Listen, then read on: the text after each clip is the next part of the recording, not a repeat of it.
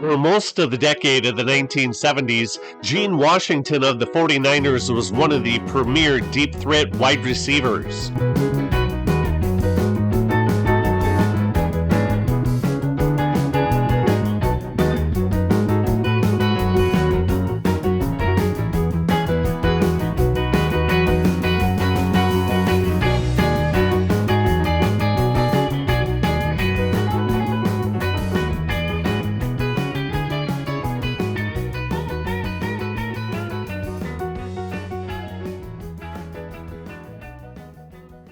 Washington was a quarterback in 1966 at Stanford, but they converted him to a running back for 1967 after he only completed 34.3% of his passes with 4 touchdowns against 11 interceptions.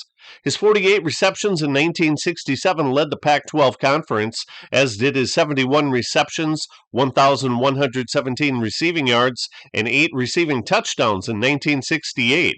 He was the 1969 first-round draft choice of the 49ers, and he had a terrific rookie year with 51 receptions, and he made the Pro Bowl squad while finishing second in the Offensive Rookie of the Year award vote.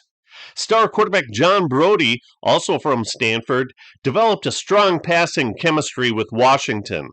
In 1970, John Brodie was named the NFL Most Valuable Player. Gene Washington also had a career year.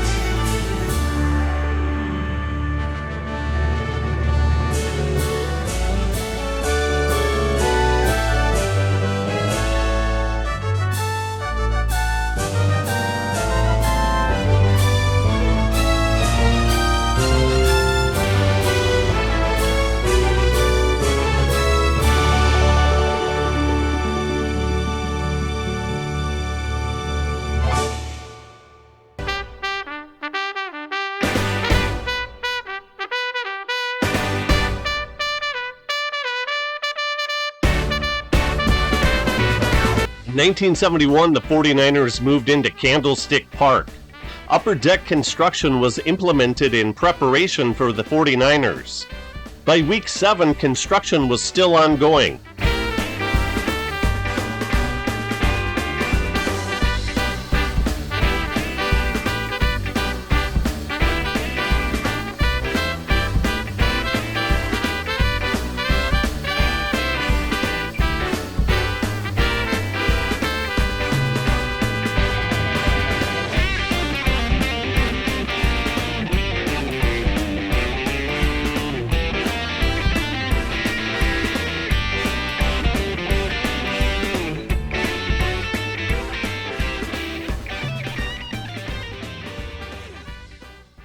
A major downside was the view of the San Francisco Bay was lost.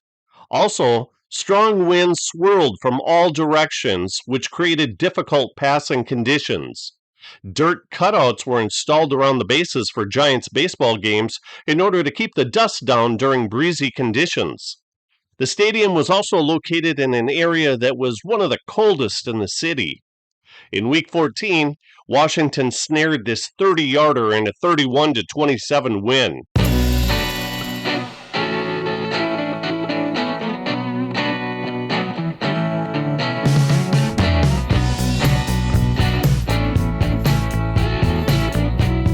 Upper deck construction still had not been completed, but nobody seemed to care because they were hosting the Redskins in the opening playoff round the following weekend.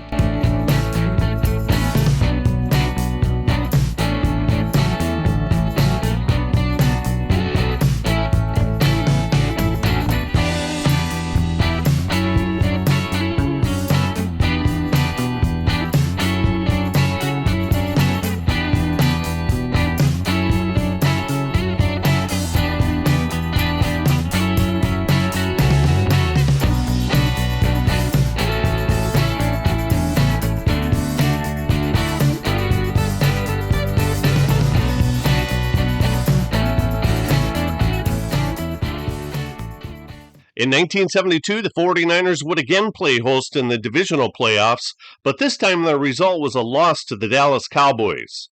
The third straight stinging defeat they had handed the 49ers that had ended their season. In 2013, the NFL Network listed Dwight Clark as the 8th best 49er of all time. What a joke! The catch. I get it. But still, Gene Washington wasn't on their list, even though he had about the same receiving yards, but with 11 more touchdowns. Plus, Washington had twice as many Pro Bowls and twice as many first-team All-Pro designations than Clark. Oh, and Clark had 2 Hall of Fame quarterbacks throwing to him. Washington had reason to frown. In 1972, quarterback John Brodie was 37 years old, and the 3-time NFL passing yardage champion wasn't as nimble in the passing pocket as he once was. He missed 17 starts due to injuries sustained during the 1972 and 1973 seasons.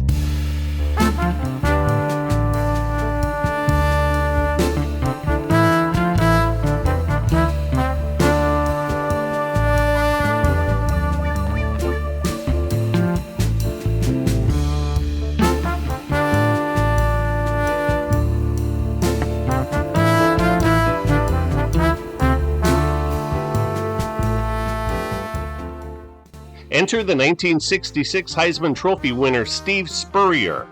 During his 9 years in San Francisco, he threw 33 touchdowns and 48 interceptions with a not-so-hot 61.2 quarterback rating. Those stats look good to Tampa Bay, though, as they traded for Spurrier's services on April 2, 1976, for 2 players and a number 2 round draft pick.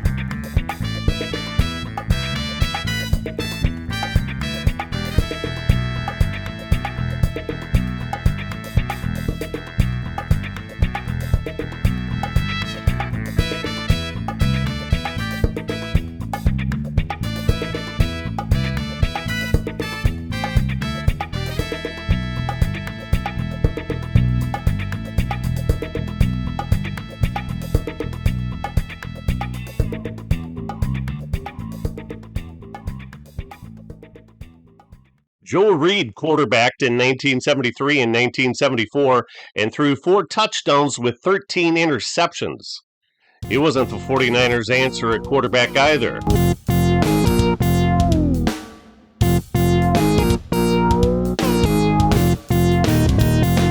How about 13-year veteran Norm Snead?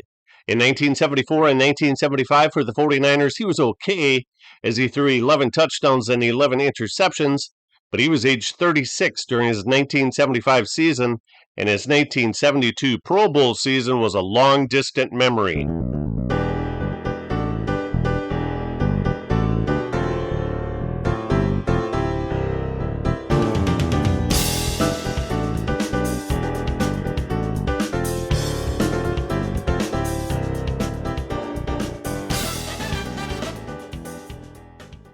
Tom Owen was a 1974 13th round draft pick by the 49ers, who showed some promise when he threw 11 touchdowns against 17 interceptions, but he was sacked once every 9 passing attempts, far too often.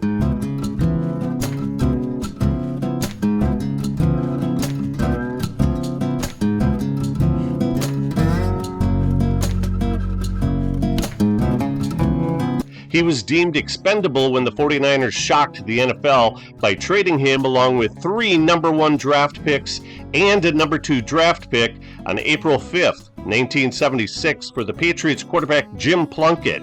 Plunkett was coming off a 1975 season in which he only played 5 games, threw 3 touchdowns against 7 interceptions, with an extremely low 39.1 completion percentage.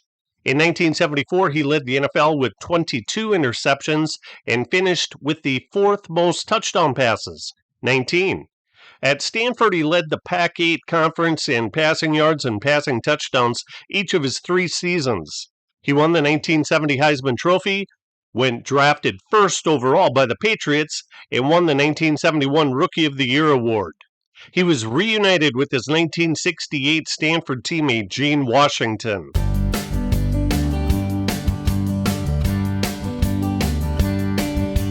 Plunkett didn't pan out in San Fran. In 2 years there, he had 22 touchdowns, 30 interceptions, and a quarterback rating around the league average both years. The 49ers released him on August 28, 1978. Washington missed the entire 1978 season due to an Achilles tendon injury. Coincidentally, he was released the same day as Plunkett. Washington had only missed 2 starts from 1969 through 1977. The Lions claimed Washington on waivers the day after his release. In 1979, he started 13 games, tallied 14 receptions with 1 touchdown, but he was finished. The Achilles injury did him in, and he retired at only age 32. All right, the Lions, 1st and 10. Down low. Well, incomplete. There's the possible interception, missed as well. Should have been caught twice.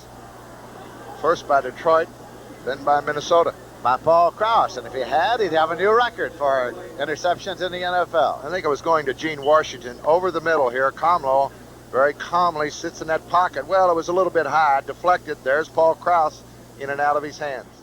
We're not just a couple of animals who can only play football. We can be civilized, too. Tennis is sophisticated, but you still got to be fast on your feet. So we still drink light beer from Miller. It's got 1/3 less calories than the regular beer, and it's less filling. And it really tastes great.